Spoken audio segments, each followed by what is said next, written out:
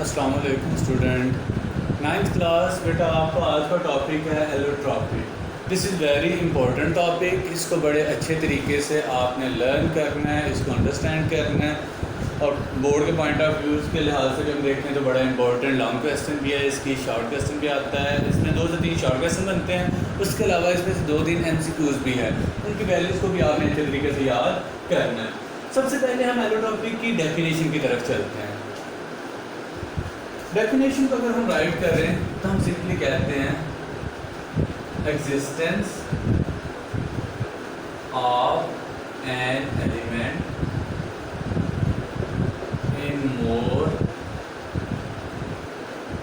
Then one form in same physical state. कहता है कोई एक एलिमेंट ले लो। फॉर एग्जांपल मैं कहता हूँ कि मैं ऑक्सीजन एक एलिमेंट ले लेता हूँ। अगर हम ऑक्सीजन की बात करें तो कहता है कि उसकी एक से ज़्यादा फॉर्म हमें नज़र आनी चाहिए। हम लिखते हैं O2 और O3। एक ऑक्सीजन मालिक्यूल है, एक ओजोन मालिक्यूल है। दोनों के अंदर एटम ऑक्सीजन के ही यूज़ हुए हैं। एक ऑक्सीजन मालिक्यूल कहलाएगा, एक ओजोन मालिक्यूल कहलाएगा। अगर सिंगल ऑक्सीजन हो तो सिंपली उसको हम ऑक्सीजन एटम कहेंगे। तो इन दोनों के अंदर ऑक्सीजन ही हमें नज़र आ रही है। एक में ऑक्सीजन के 2 एटम मिलकर ऑक्सीजन मालिक्यूल बनाता है, एक में ऑक्सीजन के 3 एटम मिलकर ओजोन बनाता है। अब इसके हमें 2 फॉर्म नज़र आ रही हैं, लेकिन इनकी फिजिकल स्टेट सेम होनी चाहिए। अब फिजिकल स्टेट क्या चीज़ थी? 9th क्लास आपने इसी चैप्टर के अंदर पढ़ा। फिजिकल स्टेट से मतलब जो हमें ज़ाहरी हालत नज़र आती है, जैसे कि सॉलिड, लिक्विड और गैसेस। तो अगर ये दोनों सॉलिड फॉर्म में, सॉरी एक सॉलिड फॉर्म में तो दूसरी भी सॉलिड फॉर्म में होगी, एक लिक्विड में तो दूसरी लिक्विड, एक गैस है तो दूसरी भी लिक्विड सॉरी गैस फॉर्म में होगी। तो यहाँ पे ऑक्सीजन मालिक्यूल जो हम आम ऑक्सीजन इनहेल करते हैं वो डेफिनेटली गैसेस फॉर्म में है। तो जो ओजोन होती है डेफिनेटली वो भी किस फॉर्म में? In the form of gas. तो दोनों की फिजिकल स्टेट भी सेम है, दोनों के लिए एलिमेंट भी एक ही यूज हो रहा है ऑक्सीजन, लेकिन दोनों की फॉर्म अलग अलग हमें नज़र आ रही है। इसलिए हम कहते हैं ऑक्सीजन के ये 2 मालिक्यूल हमें एलोट्रॉपी शो करते हैं। The existence of an element in more than one form, एक से ज़्यादा फॉर्म में एक एलिमेंट का एग्जिस्ट करना जहाँ पे उसकी फिजिकल स्टेट भी सेम होनी चाहिए। उसके लिए हम वर्ड यूज़ करते हैं एलोट्रॉपी। अब कहते हैं एलोट्रॉपी के लिए हमारे पास 2 मेन रीजंस हैं, 2 मेन चांसेस हैं कि किन चांसेस को फॉलो करते हुए एलोट्रॉपी पॉसिबल हो सकती है। अगर हम फर्स्ट की बात करें तो हम कह सकते हैं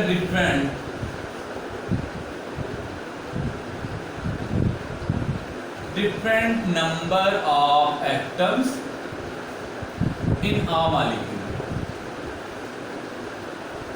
और दूसरी पॉसिबिलिटी जो यहाँ पे बनेगी, this is the different arrangement of atoms in a molecule of a crystal. मैंने ज़रा शॉर्ट फॉर्म में लिखी है, बुक में ज़रा डिटेल की लिखी होगी। मैंने मेनली आपको 2 पॉइंट्स जो मेंशन करने हैं, मतलब ज़्यादा डिटेल नहीं है ये। अगर मैंने 8-10 वर्ड यूज़ किया तो वहाँ पे 12-14 होंगे, लेकिन उसको थोड़ा सा उन्होंने एक्सटेंड करके राइट किया हुआ है। मैंने उनमें से मेन 2 पॉइंट पिक करके उनको एक्सप्लेन इंशाल्लाह करूँगा। कहता है 2 चांसेस है, यहाँ तो एटम की तादाद दोनों मालिक्यूल्स में डिफरेंट हो, या फिर अगर एटम की तादाद सेम है तो उनकी अरेंजमेंट डिफरेंट हो। एक एग्जांपल मैंने आपको पहले ही ऑलरेडी समझा दी है ओवरऑल डेफिनेशन के साथ कि पहला पॉइंट है different number of atom in molecule. अगर हम डिफरेंट नंबर की बात करें तो यहाँ पे हम देखते हैं ऑक्सीजन एक एलिमेंट है, उसकी फिजिकल स्टेट भी दोनों की सेम है, लेकिन एक में 2 एटम है ऑक्सीजन के और एक में 3 है। 2 एटम वाला ऑक्सीजन मालिक्यूल है और 3 ऑक्सीजन एटम वाला ओजोन मालिक्यूल कहलाता है। दोनों के अंदर एलिमेंट सेम है, एटम की तादाद डिफरेंट है, फिजिकल स्टेट भी दोनों की सेम है। तो ये पहली पॉसिबिलिटी के लिए बेस्ट एग्जांपल बनेगी फॉर एलोट्रॉपी। अब हम अगर दूसरी बात करते हैं different arrangement of atom in A molecule of A crystal, इसके लिए हमारे पास S8 यानी सल्फर बेस्ट एग्जांपल है। इसके दोनों मॉलिक्यूल्स के अंदर सल्फर की तादाद 880 रहेगी, लेकिन यहाँ पे एटम की जो तादाद है, सॉरी एटम की जो अरेंजमेंट है वो डिपेंड हो जाएगी। इसके लिए मैं 2 फॉर्म्स को डिस्कस करूँगा। First one is the rhombic and the second one is the monoclinic. अगर हम rhombic की बात करें तो ये ऑलमोस्ट इसके अंदर पाए जाने वाले सारे के सारे एंगल्स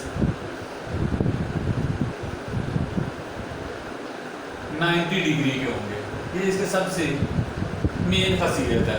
लेकिन अगर हम मोनोक्लिनिक की बात करें तो यहाँ पे दो एंगल तो 90 डिग्री के हमें नजर आएंगे और तीसरा एंगल हमें 90 डिग्री का नजर नहीं आएगा। इसको थोड़ा सा ऐसा टिल्टेड फॉर्म में मैं बना लूँगा। इस एंगल के पास भी चांस है 90 डिग्री का, दूसरे एंगल के पास भी चांस है 90 डिग्री का, लेकिन ये वाला जो एंगल होगा ये थोड़ा सा अंदर को बेंड होगा, ये 90 डिग्री का नहीं होगा। तो इन दो फॉर्म्स को अगर हम देखें तो यहाँ पे सल्फर के एटम तो सेम है, यानी ये पहले कंडीशन को फॉलो नहीं करता, लेकिन ये दूसरी कंडीशन को फॉलो करता है कि यहाँ पे एटम्स की अरेंजमेंट जो है वो एक दूसरे से थोड़ी बहुत डिफरेंट है। इस डिफरेंट अरेंजमेंट की वजह से भी हम कहते हैं कि सल्फर की दो डिफरेंट फॉर्म हमें सेम फिजिकल स्टेट में नजर आती हैं और सल्फर भी एलोट्रॉपी को फॉलो करता है, या एलोट्रॉपी की हमें शहादत देता है, यानी हमें एलोट्रॉपी इसके अंदर नजर आती है। ये वाला फिनोमेना ये फॉलो करेगा।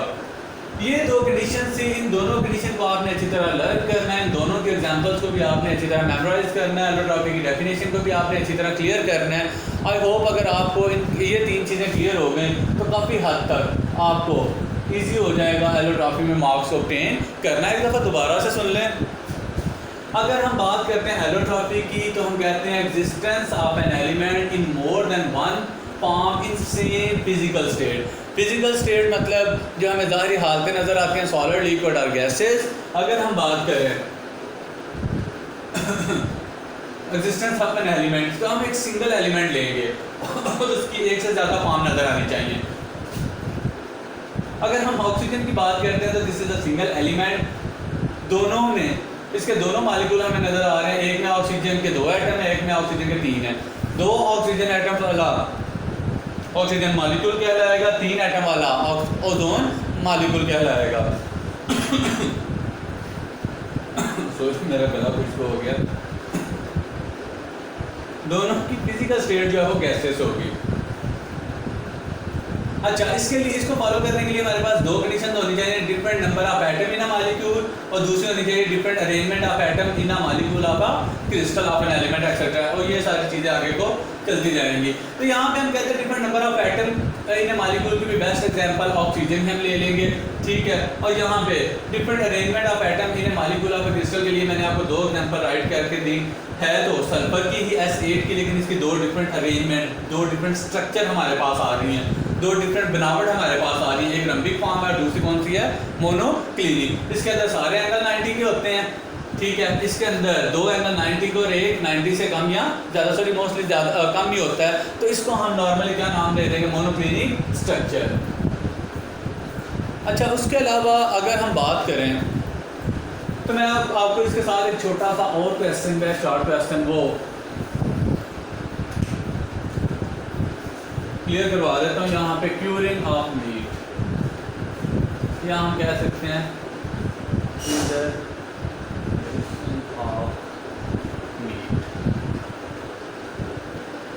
बेटा आजकल के दौर में तो हम गोश्त वगैरह को सेव करने के लिए, ज़्यादा देर तक चलाने के लिए रेफ्रिजरेटर वगैरह यूज़ करते हैं, जिसका आपने बेस्ट यूज़ ईद के दिनों में देखा होगा कि ईद के बाद हम 10, 15, 20 महीने तक उसको सेव करके रखते हैं, और महीने बाद भी पकाएं तो मतलब वो ख़राब नहीं होता, बासी नहीं होता। तो एक्चुअली जब पुराने डेज थे, पुरानी हिस्ट्री को अगर हम ओपन करें देखें तो हमें पता चलता है कि तब रेफ्रिजरेटर वगैरह नहीं थे। तो जो सर्द इलाकों वाले लोग थे उनको तो महफूज करने में कोई प्रॉब्लम नहीं थी। यहाँ तक कि मैंने देखा रशिया का मैं एक दिन डॉक्यूमेंट्री देख रहा था, रशिया का एक विलेज टाइप था, वहाँ पे सबसे कम टेम्परेचर रशिया में मेजर किया गया था। तो कहते हैं कि वहाँ पूरे साल जो है रेफ्रिजरेटर की जरूरत पेश नहीं आती। कोई भी चीज़ है उसको वो रखते हैं, सेव करते हैं, तो वो ऑटोमेटिकली इन्वायरमेंट इतना कम और सॉरी टेम्परेचर इतना कम होता है वो चीज़ ख़राब नहीं होती। वहाँ पे तो कहते हैं कि अगर आप वाटर को थर्ड या फोर्थ फ्लोर से नीचे फेंको तो नीचे आने तक वो बेचारा फुल जब सर्दी होती है फ्रीज हो जाता है, यानी इतना टेम्परेचर माइनस में चला जाता है, ऑलमोस्ट -50-60 के राउंड अबाउट था, मुझे एग्जैक्ट फिगर याद नहीं है। तो मतलब चीज़ों को सेव करने के लिए आजकल हम रेफ्रिजरेटर यूज़ करते हैं। असल में रेफ्रिजरेटर और कुछ चीज़ों को हम सेव करने के लिए, ज़्यादा देर तक महफूज करने के लिए उनको हीट अप करते हैं। बेसिकली दोनों काम हम इसलिए करते हैं ताकि उसके अंदर मौजूद जर्म या बैक्टीरिया वगैरह को इनएक्टिव कर सके। जब हम हीट करते हैं तो बॉइलिंग पॉइंट से ऊपर जाके वो बैक्टीरिया इनएक्टिव हो जाते हैं या मतलब किल हो जाते हैं, सिंपल वर्ड में हम कह सकते हैं। जब हम उनको फ्रीज़ करते हैं तो फ्रीज़ होने के बाद भी उनकी एक्टिविटी कम हो जाती है या ख़त्म हो जाती है, जिसकी वजह से चीज़ें काफ़ी देर तक महफूज रहती हैं। एक्चुअली यही जर्म्स और बैक्टीरिया जो होते हैं इन चीज़ों को ख़राब करते हैं। तो कहता है पुराने ज़माने में जहाँ पे भी बर्फ़ नहीं थी या फिर मतलब स्नो फॉलिंग नहीं थी होती, बर्फानी इलाके नहीं थे, वहाँ पे ऑलमोस्ट 20% सॉल्ट को उस मीट के साथ मिक्स करके उस मीट को, उस गोश्त को ज़्यादा देर तक प्रिजर्व या सेव किया जाता था। 20% का मतलब ये है कि अगर आपके पास 100 kg मीट है तो आपको 20 kg साथ में सॉल्ट यूज़ करना पड़ेगा। अगर आपके पास 10 kg है तो डेफिनेटली आपको 2 kg सॉल्ट यूज़ करना पड़ेगा। तो इस तरह हम गोश्त को ज़्यादा देर तक सेव करते थे पुराने ज़माने में। आजकल भी अगर कुछ ऐसे इलाके जहाँ पे इस तरह की पॉसिबिलिटी ना हो या कोई लोग हिजरत करके जा रहे हो या एक जगह दूसरी जगह ऐसी मूवमेंट कर रहे हो जहाँ पे फ्रिज वगैरह या इस तरह का ठंडा माहौल ना हो, तो वहाँ पे भी इस तरह के खानों का या इस तरह के गोश्त वगैरह को प्रिजर्व करने के लिए हम सॉल्ट को इस्तेमाल कर सकते हैं। आई होप आपको चीज़ें क्लियर हो गई होंगी। एलोट्रॉफी का थोड़ा सा पोर्शन रहता है, मैं इंशाल्लाह इस नेक्स्ट लेसन के अंदर इसको कंप्लीट कर दूँगा। थोड़ा सा टफ थी वर्डिंग, मैंने इसलिए इसको एक टॉपिक के अंदर सॉरी एक लेक्चर के अंदर कंप्लीट नहीं किया। इसको अच्छी तरह से करना है, इसलिए मैंने इसको 2 लेसन्स के अंदर डिवाइड कर दिया ताकि आप इसको अच्छी तरह लर्न कर सकें। Thank you.